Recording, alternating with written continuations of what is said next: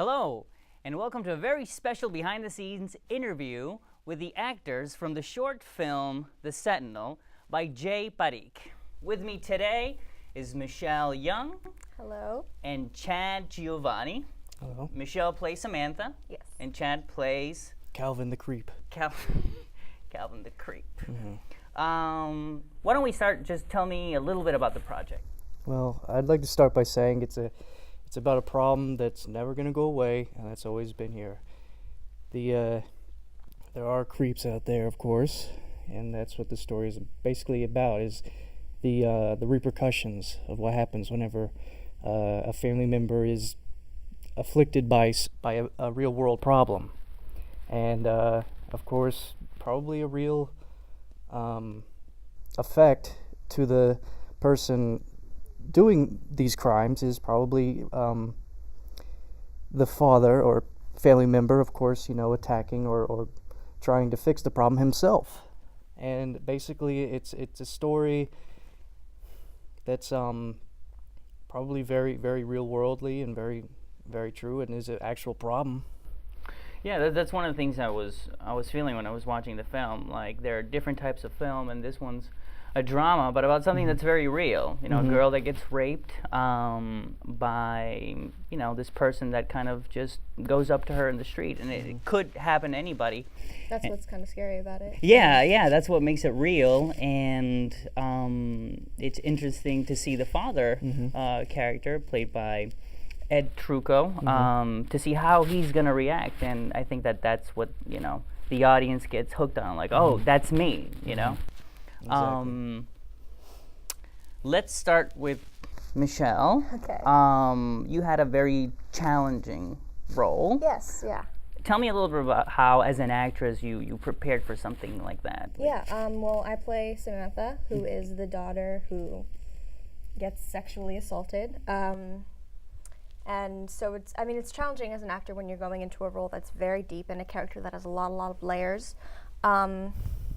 Preparing for the role, sometimes I work from the inside out, sometimes I work from the outside in. For this role, I worked from the outside, and I kind of thought, how would I react? What would I be thinking if I saw this girl go through what my character goes through? Okay.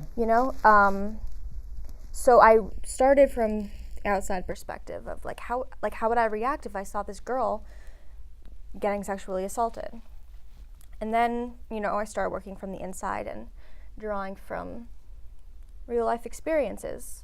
Like, as you said, this is an issue that happens all the time, from even as simple as catcalling, which I've been catcalled. So I've gone through some, things that relate to the film. So yeah, I'm sure you must use whatever you have that can kind of come close. Obviously, I think as an actor, you don't necessarily have every character you play's experience. It's just something that you can identify with. So that's interesting what you're saying, as a woman, like some of the things that, you've lived through to kind of take and use to build that.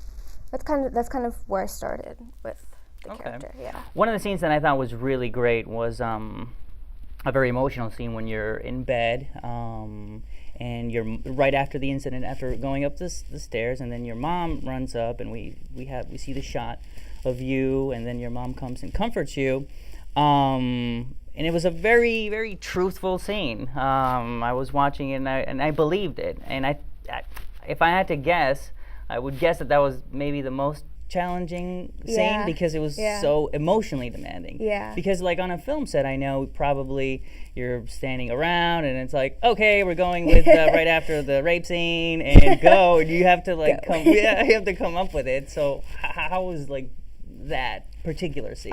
Well, that particular scene, I knew we were going to shoot it at this time, and I was kind of like, all right, so I'm going to take about 30 minutes or so to kind of get into my own space and focus and really put myself in Samantha's position. Another weird thing that helped on the set, actually, was I wake up lying in dirt. So when I come in... Oh, that's right. Yeah. Yeah, so when I come in to the scene with my mom, I'm covered in dirt. So in order to, get the dirt on me, I was taken out into the cornfield, and they were like putting dirt on me, Oh, that's awesome. And I was just kind of like taking myself out of the experience of an actor and being like, wow, people are actually putting dirt on me. Like I feel degraded almost. Okay. Okay. You know what I'm saying? And you kind of use that. All right. I just kind of put myself in the situation and, went from there. Okay. Cool. Chad, one of the things that I loved about your character, aside from the acting, which I think was thank you. great, Bravo. great creepo, was the look of the character. And I want you to tell me how that process came to be. Was it Absolutely just imposed on you, like, hey, you need to wear this, or you're like, why don't we try this, or? Well, what I thought about with the character, of course, is the like Michelle said, it's the outside in. I worked from basically what I thought of from the outside, and I used that sort of formula to kind of mold my character from the inside, the emotions, the mentality, not the physicality. What I thought, of course, was glasses. Do you wear glasses? No, I don't. Oh, okay, that's interesting. Mhm. I was like, oh, his glasses came in handy. No. Well, if I had glasses like that, I wouldn't. Just because he was so creepy. Okay. And I decided, it's very. You have to think of, what you think of as a creep, what you would, what you would expect if you were in a lone alley and someone came up on you like that. I of course envisioned, pretty cliche, but I grew a little mustache, and I That's perfect. and I Creeper had mustache. the glasses, and the shirt I actually thought was an interesting twist because I had just come back from vacation. Tell me that Well, was a shirt from like what was I it what Hawaiian? what I felt whenever I wear a Hawaiian shirt is. I mean, it just yells out creeper. Exactly, but as interesting as it may be, it gives you a feeling of comfort in a way. I guess I don't know what it is, but knowing that you can wear a Hawaiian shirt, it kind of makes you feel a little liberated. I think Calvin, he wants to feel that way. He's obviously a pleasure seeker. Yeah. He's going around. He's not he's like many serial rapists, serial killers. It's someone who is lacking in self-control. If he had self-control, because every action has a reaction. His actions had the reaction of the father. And if he wasn't thinking of the reaction, only the action, then he's obviously a pleasure seeker. He's seeking what he is selfishly wanting, not thinking of the repercussions.